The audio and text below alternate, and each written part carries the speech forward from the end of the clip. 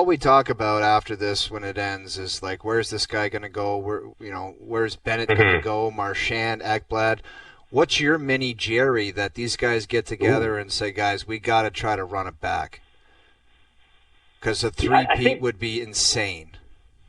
I think Marchand's like an island unto himself. Ekblad and Bennett, they could easily have that conversation, the relationship they'd have.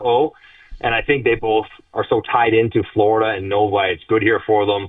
They both will probably take less money than they could get otherwise and want to come back for all the obvious reasons.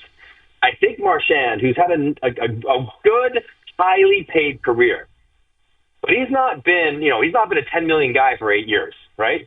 His last deal was what, $36, $38 million, $40 million, or whatever it was. Prior to that, he's probably got $50, $60 million in career earnings, which is a ton.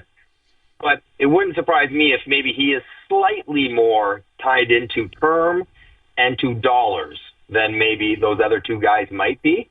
So as appealing as that is, and I also would always caution, like, thinking you can chase a cup because you can pick the team that you think is good, that doesn't usually work out the way you think it will. But Marchand's a unique guy because he's newish here, and he probably doesn't have that same sort of city, not loyalty, but just, ties he wants to the cash market, in, too. The other guys. He wants his cash. He wants 4 years and $8 million a year.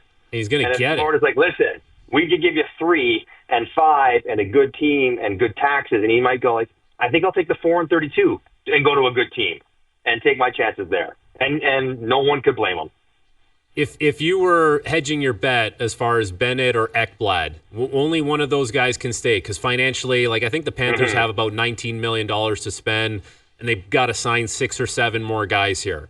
If it's one of those two guys, who would you keep? Who would the Panthers keep?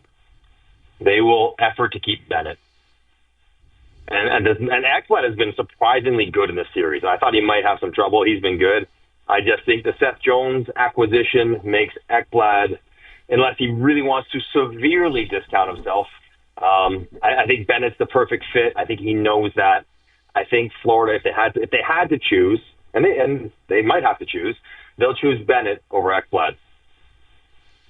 Johnny, do you think if a team says about Marchand, we're going to give you the 4 times 8, and we want you to come into our team regardless of your age and be a first-line player, not a third, that would be a mistake?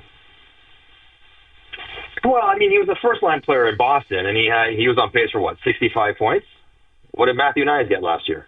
60? Everybody wants to throw $80 million at him. And that's not to diminish Nyes. I'm like, a first-line player can get you 65 points, and that might be worth it. So he might be ideally suited, though, in a support role as opposed to the guy driving. If you ask him to play on your first line and be the best player on your first line, that's not good. That won't work. Yeah.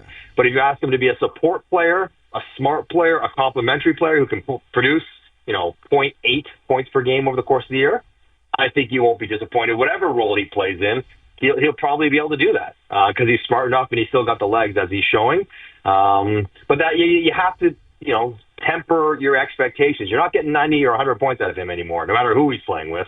And if you can ask him to get you 65 on his second line and wait for the playoffs, then you have a good team and you'll probably get the best version of Marchand.